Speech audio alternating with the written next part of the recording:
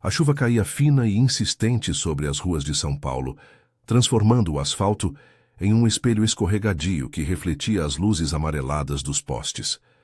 Era uma noite de outono, daquelas em que o ar úmido grudava na pele como uma segunda camada de roupa, e o trânsito na marginal Tietê roncava ao fundo, um ruído constante que invadia até os apartamentos mais altos. Mariana, com seus 32 anos e olheiras profundas que traíam noites mal dormidas, olhava pela janela da cozinha apertada do seu apê no Tatuapé. O vapor da panela no fogão subia devagar, misturando-se ao cheiro de feijão cozinhando, mas ela mal prestava atenção. Seus pensamentos giravam em torno de Pedro, o marido que chegava tarde, sempre com o mesmo cheiro de cerveja e raiva acumulada. Ela se lembrou de como tudo começou. Fazia 7 anos que estavam juntos, desde que se conheceram na fábrica de confecção, onde ambos trabalhavam como costureiros. Pedro era charmoso na época, com seu sorriso largo e promessas de uma vida melhor. "Vamos sair dessa rotina, Mari", ele dizia enquanto costuravam peças intermináveis sob as luzes fluorescentes. Mas o desemprego dele veio como um soco, primeiro na pandemia, depois nas crises econômicas que pareciam não acabar. Agora ele dirigia um Uber à noite, e cada corrida ruim era uma faísca para a explosão. Mariana ainda trabalhava na mesma fábrica, mas o salário mal cobria o aluguel e a escola do filho. Lucas, o menino de 9 anos, estava na sala, rabiscando um dever de casa sobre a mesinha de plástico. Seus cabelos cacheados, herdados dela, caíam sobre os olhos castanhos, e ele mordia a ponta do lápis com uma concentração que Mariana invejava.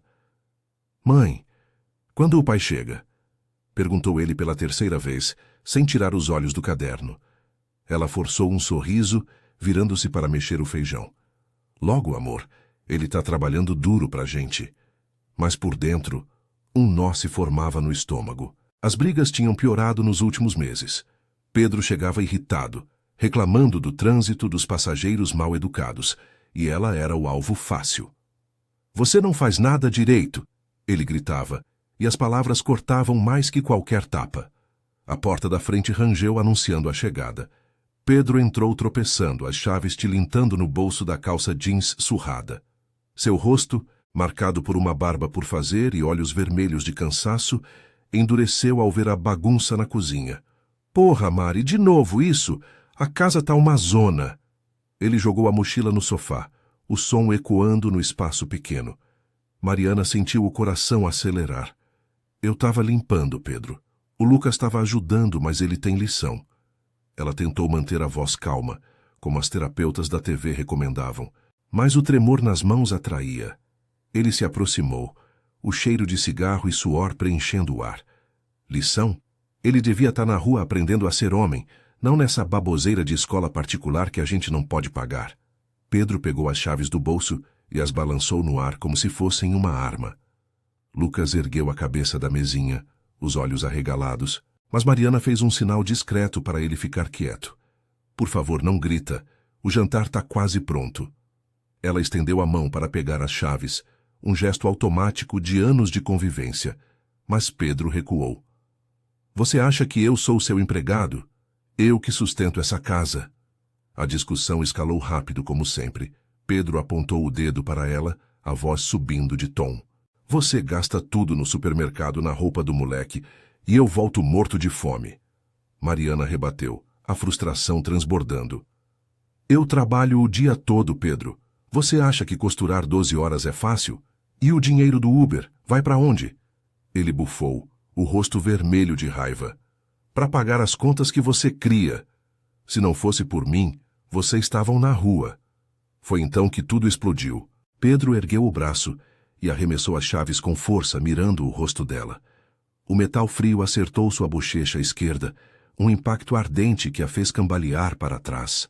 A dor latejou imediatamente e ela levou a mão ao rosto, sentindo o sangue quente escorrer de um corte superficial. "Seu desgraçado", murmurou ela, as lágrimas misturando-se à chuva que agora batia mais forte na janela. Mas o que paralisou Pedro não foi o grito dela, nem o tapa que ela não deu. Foi a voz de Lucas que se levantou da mesinha como um raio, os punhos cerrados e os olhos flamejando de pavor e fúria. Pai, para! Você não é homem, é um covarde. Deixa minha mãe em paz ou eu chamo a polícia. As palavras saíram trêmulas, mas firmes, ecoando no silêncio que se seguiu. Pedro congelou no lugar, o braço ainda erguido como se o tempo tivesse parado. Seus olhos, pela primeira vez em meses, mostraram um lampejo de choque, de algo além da raiva. Lucas, o menino quieto que mal falava nas brigas, havia gritado o que ninguém ousava. A verdade nua, crua, que Pedro carregava como um peso invisível. Mariana se recompôs devagar, o coração martelando no peito. Ela se aproximou do filho, abraçando-o com força, sentindo o corpinho dele tremer contra o seu. Tá tudo bem, meu amor. Vai pro quarto, por favor. Lucas hesitou, olhando para o pai com uma mistura de medo e desafio, mas obedeceu, arrastando os pés pelo corredor. Pedro baixou o braço, o rosto pálido agora, como se as palavras do filho tivessem perfurado sua armadura. Ele murmurou algo inaudível, virando-se para a geladeira em busca de uma cerveja, mas o estrondo da porta do quarto de Lucas ainda pairava no ar. Naquela noite, enquanto a chuva continuava a cair, Mariana sentou-se à mesa da cozinha, o feijão agora frio e esquecido. Pela primeira vez, ela pensou em sair dali, em quebrar o ciclo que os prendia. O corte na bochecha doía, mas era o grito de Lucas que ecoava em sua mente, um chamado para mudança. São Paulo, com suas luzes eternas e sombras profundas, parecia de repente um lugar onde recomeços eram possíveis, se ela tivesse coragem.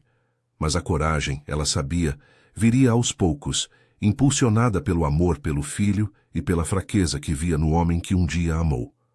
A manhã seguinte amanheceu cinzenta em São Paulo, com o sol tímido se esgueirando entre nuvens pesadas que prometiam mais chuva. O trânsito na Avenida Radial Leste já fervilhava, buzinas impacientes ecoando como um coro irritado, enquanto os ônibus lotados cuspiam trabalhadores apressados nas paradas.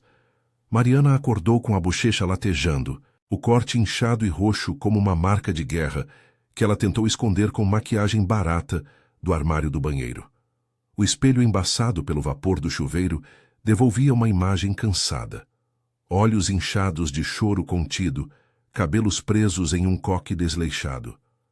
Você aguenta mais um dia, murmurou para si mesma, lavando o rosto com água fria que arrepiava a pele. Na cozinha, o cheiro de café fresco misturava-se ao mofo sutil das paredes úmidas. Um lembrete de que o aluguel atrasado apertava o orçamento. Lucas já estava de pé, sentado à mesinha com uma xícara de leite pela metade, os olhos fixos no caderno de desenhos. Ele rabiscava algo furiosamente, traços pesados que pareciam mais raiva do que arte. Mariana se aproximou devagar, o coração apertado ao ver o filho tão quieto, tão diferente do menino risonho que corria pelo parquinho do conjunto habitação anos atrás. Bom dia, meu amor. Dormiu bem? Ela se sentou ao lado dele, tocando seu ombro com delicadeza. Lucas ergueu o olhar, os cacheados bagunçados caindo sobre a testa. Mais ou menos, mãe. Eu sonhei com ontem, com o pai jogando aquilo. A voz dele saiu baixa, quase um sussurro, carregada de uma vulnerabilidade que partia o coração dela. Mariana engoliu em seco, sentindo o peso da noite anterior como uma âncora. Eu sei, filhote. Foi horrível, né? Mas você foi tão corajoso. O que você disse? Mudou tudo. Ela pausou, escolhendo as palavras com cuidado, como se estivesse costurando uma peça delicada na fábrica. Seu pai não é mau. Ele está perdido. Mas a gente não merece isso.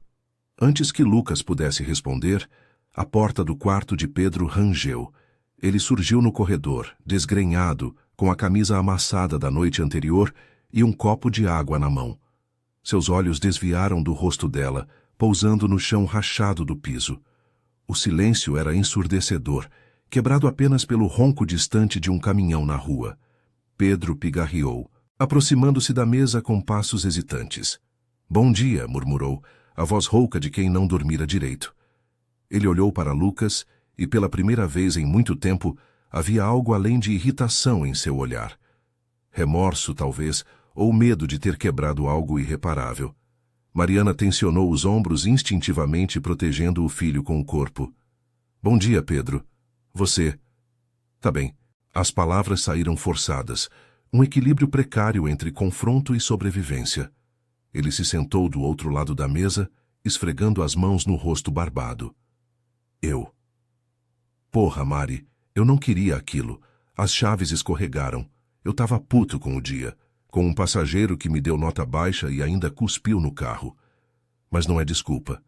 Ele olhou para Lucas, que eu encarava com uma mistura de curiosidade e desconfiança. Filho, me desculpa. O que você disse ontem? Doeu, mas você tem razão. Eu sou um covarde pra caralho. Lucas piscou, surpreso, mas não baixou a guarda. Então por que você faz isso, pai? A mãe chora toda noite e eu finjo que não ouço. Se você ama a gente, para de brigar. As palavras do menino saíram como um soco, ecoando a coragem da véspera. Pedro engoliu em seco, os olhos marejados. Um raro vislumbre de vulnerabilidade no homem que sempre se escondia atrás da raiva. Eu vou tentar, moleque. Amanhã eu marco uma consulta no posto de saúde para ver se me dão algo pros nervos. E o Uber? Vou pegar menos corridas à noite para não chegar assim. Ele estendeu a mão para tocar o braço de Lucas, mas o menino recuou ligeiramente, e Pedro a recolheu ferido. Mariana observava a cena, o peito dividido entre alívio e ceticismo. Anos de promessas quebradas a faziam duvidar, mas o tom de Pedro parecia genuíno, impulsionado pelo grito do filho. A gente precisa conversar direito, Pedro. Não só agora, mas com ajuda. Eu ouvi na fábrica sobre um grupo de apoio para famílias como a nossa, no Centro Comunitário do Tatuapé. Lá eles falam de violência doméstica, sem julgamento. Ela falou com firmeza, sentindo uma faísca de empoderamento crescer dentro dela. Pela primeira vez, não era só ela carregando o fardo. Lucas havia aberto uma brecha, e Pedro ao menos escutava. O dia seguiu seu curso implacável.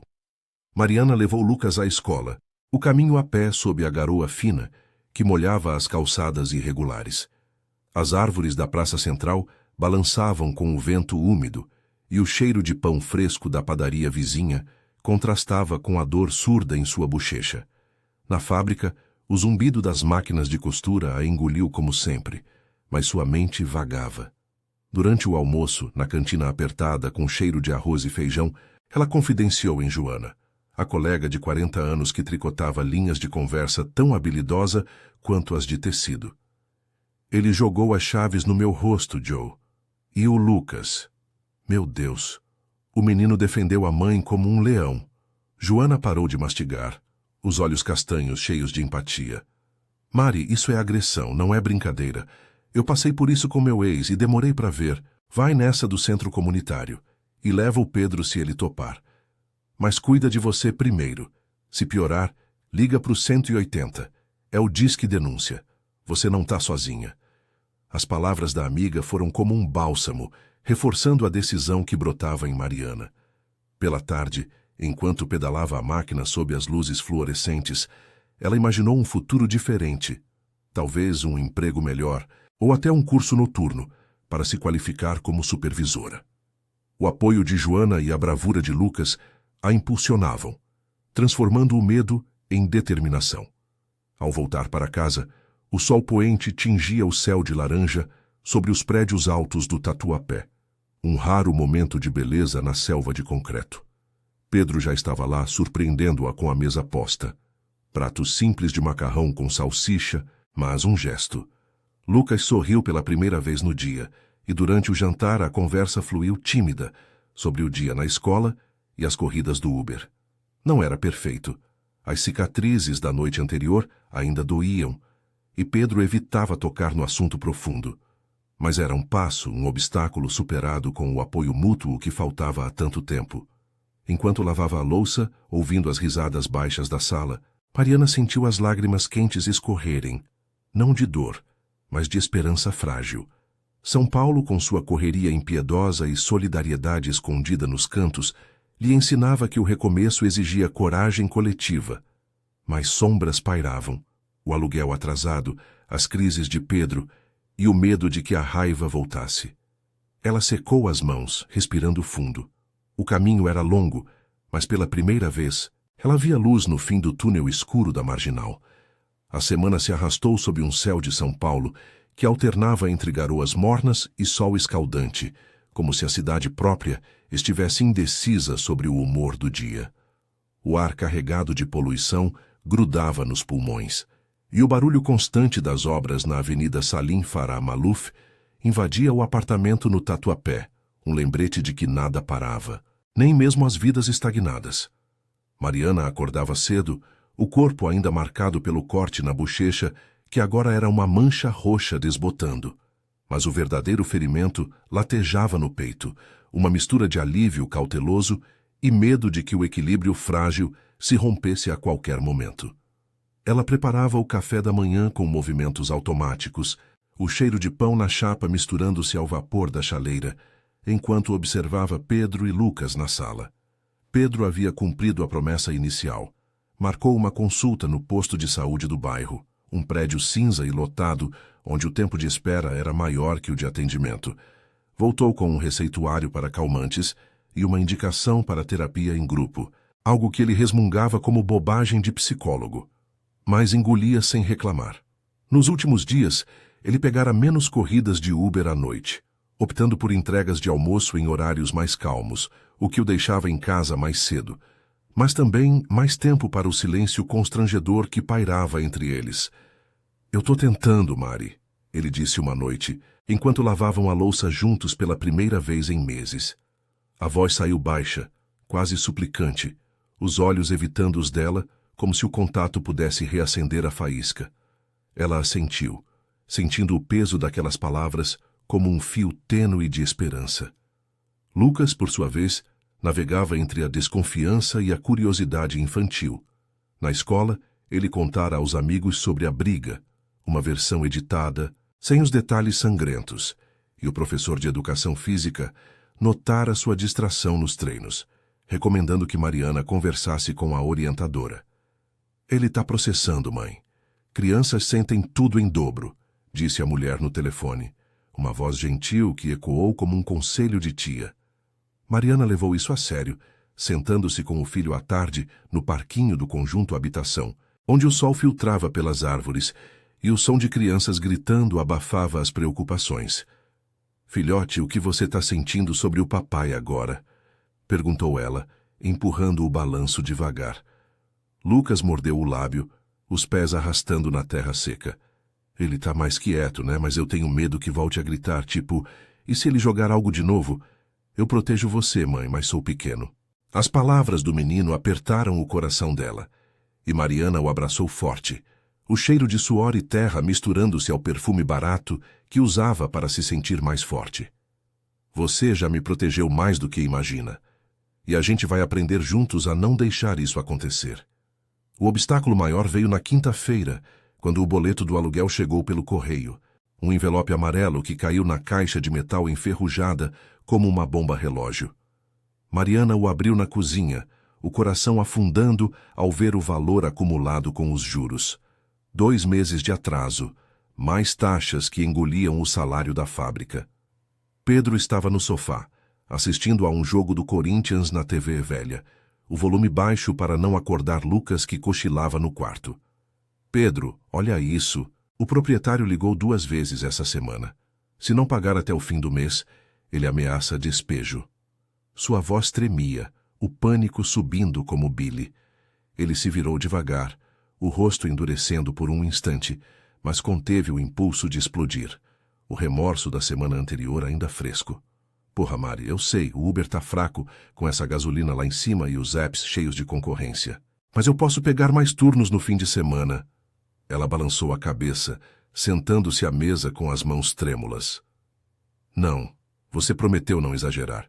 Lembra do que o médico disse? Os calmantes ajudam, mas estresse demais piora tudo." A discussão ameaçava escalar, mas Pedro respirou fundo, esfregando as têmporas. "Tá bom, então o quê? Vender o quê? A gente mal tem móvel sobrando." Foi aí que Mariana lembrou das palavras de Joana. Na pausa do almoço na fábrica, sob o sol que queimava o telhado de zinco, ela confidenciou o problema à amiga, que ouviu mastigando um pastel de queijo. "Mari, o centro comunitário tem um programa de microcrédito para mulheres em situação vulnerável. Eu ajudei uma prima com isso ano passado. É rápido. E eles dão curso de capacitação junto. Você costura bem, pode virar autônoma, vender online ou em feiras. Joana estendeu um panfleto amassado, os olhos cheios de determinação. Vai lá amanhã. E leva o Lucas, eles têm atividades para crianças. Incentivada, Mariana propôs a ideia a Pedro naquela noite, enquanto o jogo terminava em empate frustrante. O centro comunitário, Pedro. Eles ajudam com dinheiro para empreender, sem burocracia. Eu posso fazer roupas sob medida, tipo aquelas que a gente via na fábrica, mas nunca produzia em massa. E você continua no Uber, mas com equilíbrio. Ele franziu a testa, o orgulho masculino ferido pela ideia de depender de ajuda social. Mas o cansaço o venceu.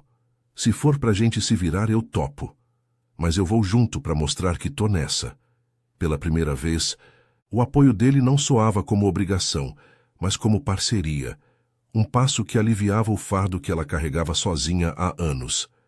No dia seguinte, sábado, a família seguiu para o centro comunitário no Tatuapé, um prédio simples com fachada pintada de azul desbotado, cercado por árvores que balançavam com o vento sul, que trazia um frio inesperado. A garoa fina molhava as calçadas, e o cheiro de terra úmida misturava-se ao aroma de café servido na entrada. Uma assistente social, uma mulher de meia-idade com óculos redondos e sorriso acolhedor, os recebeu na sala de espera lotada de famílias semelhantes, mães com olheiras, pais inquietos, crianças rabiscando papéis. Bem-vindos.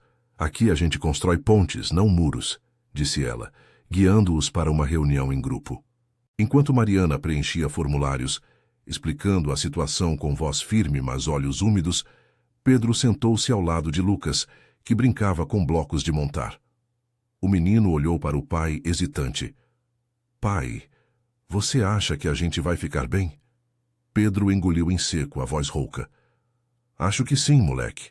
Eu errei feio, mas ver você gritando aquilo me acordou. Não quero ser o covarde que você viu. Lucas assentiu devagar, um sorriso tímido surgindo, e estendeu um bloco para o pai, um gesto simples que selava uma trégua. A reunião durou horas, com palestras sobre finanças familiares e violência no ciclo da pobreza, mas o que marcou Mariana foi o apoio mútuo no círculo de conversa. Outra mãe compartilhou sua história de separação e recomeço, e Pedro, para surpresa dela, falou pela primeira vez em voz alta. Eu estava afundando na raiva, mas meu filho me salvou. Não com superpoderes, mas com a verdade. As lágrimas dele, contidas mas reais, ecoaram no quarto, e Mariana sentiu o peito se expandir. Não era só ela lutando, era a família, impulsionada por amigos como Joana e pela rede invisível da comunidade. Ao saírem, o sol rompendo as nuvens tingia a rua de dourado, e Lucas correu à frente, rindo pela primeira vez em semanas.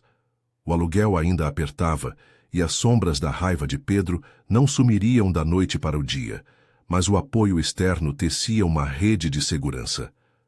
Mariana apertou a mão do marido, sentindo a calosidade familiar, e pensou que, em São Paulo, onde o caos reinava, pequenos atos de coragem podiam mudar o rumo de uma vida. O caminho para o crescimento era árduo, mas com Lucas como âncora e Pedro dando passos vacilantes, ela via possibilidades se abrindo como as avenidas largas da cidade ao amanhecer. Os meses se arrastaram em São Paulo como o trânsito na hora do rush, cheio de paradas bruscas e acelerações incertas, mas com um fluxo que, aos poucos, ganhava ritmo. O outono dera lugar ao verão úmido, com chuvas tropicais que transformavam as ruas do Tatuapé em rios improvisados, e o ar carregado de umidade que fazia a roupa colar na pele como uma segunda camada de suor.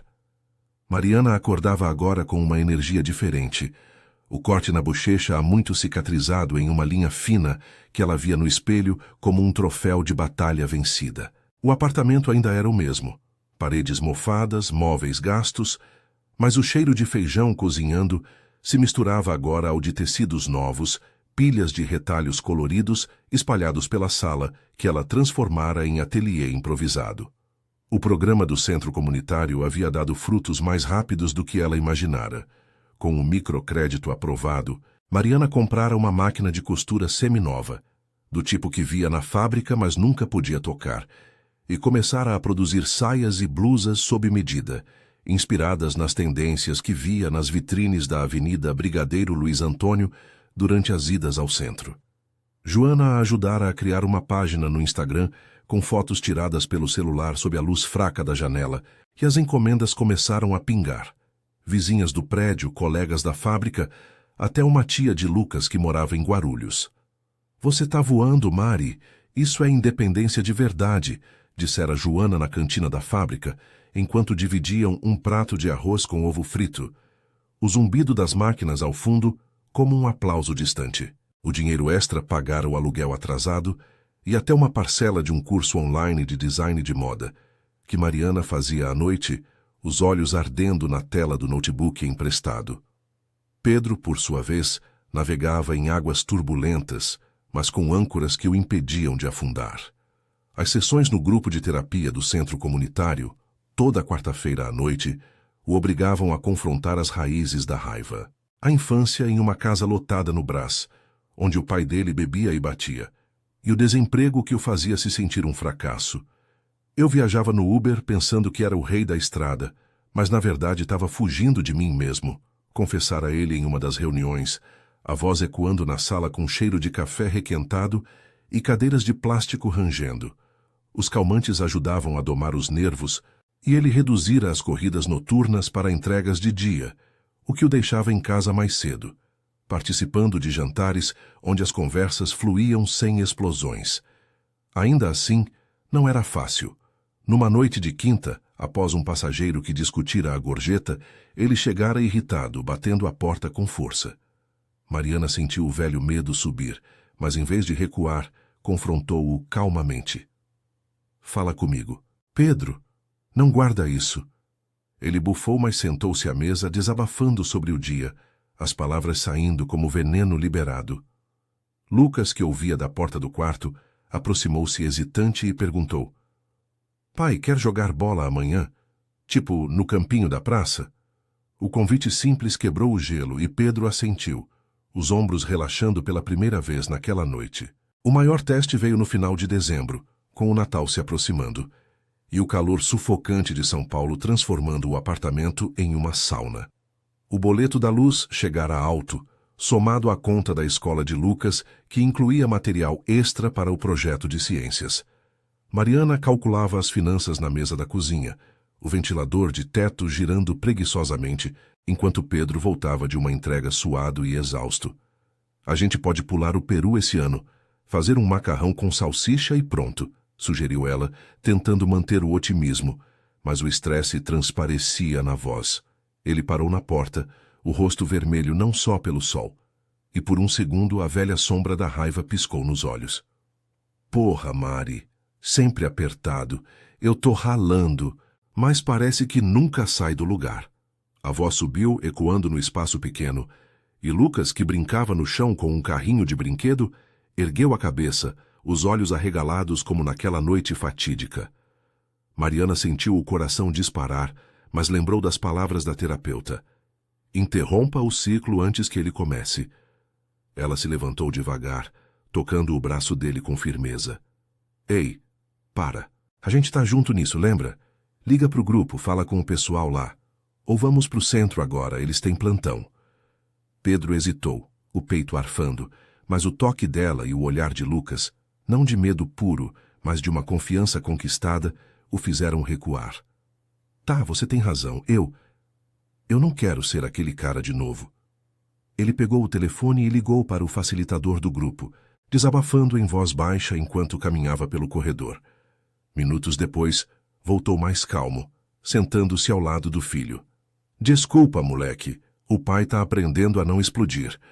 Lucas sorriu tímido, estendendo o carrinho. "Quer brincar? Eu sou o Uber, você o passageiro chato." A risada que veio em seguida, rouca e genuína de Pedro, encheu o ar como um alívio, e Mariana juntou-se a eles no chão, o cálculo das contas esquecido por um momento. Na véspera de Natal, o centro comunitário organizou uma festa simples para as famílias do programa, com árvores de plástico enfeitadas por mãos voluntárias e um presépio improvisado na entrada.